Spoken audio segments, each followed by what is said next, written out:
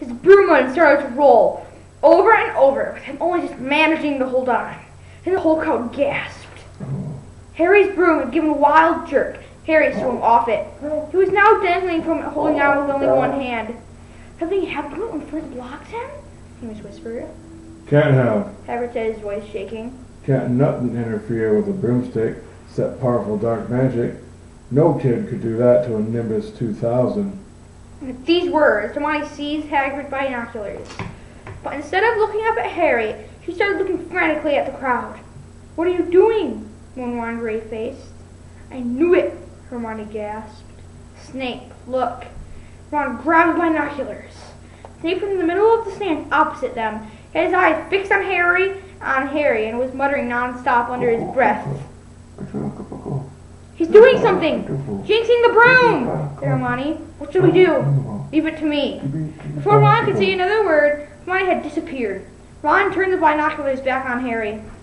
His broom was vibrating so hard, almost impossible for him to hang on much longer. The whole crowd was on its feet, watching the crowd as the Weasleys flew up and tried to pull Harry safely onto one of their brooms. But it was no good. Every time they got near him, the broom would just jump higher still.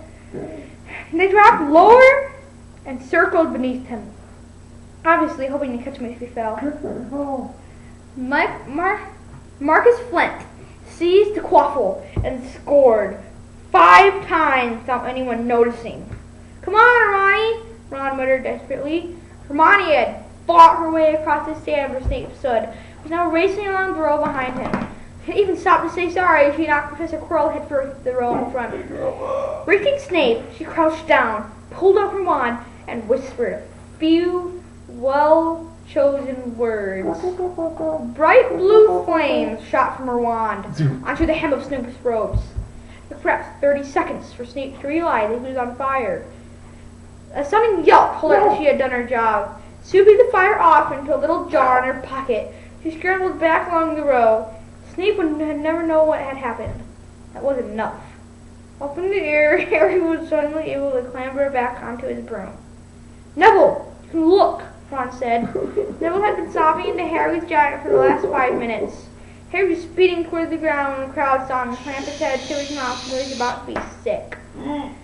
He hit the field on all fours, coughed. Something gold fell into his hand. "I got the snitch!" he shouted, waving it above his head, and the game ended in complete confusion. He didn't catch it. He nearly swallowed it. Flint was still howling 20 minutes later. It made no difference. Harry had broken 8 rules, and Lee Jordan was still happily shouting the results. Gryffindor had won by 170 points to 60. Harry had heard none of this, though. He was being made a cup of strong tea back in Hagrid's hut with Ron and Hermione.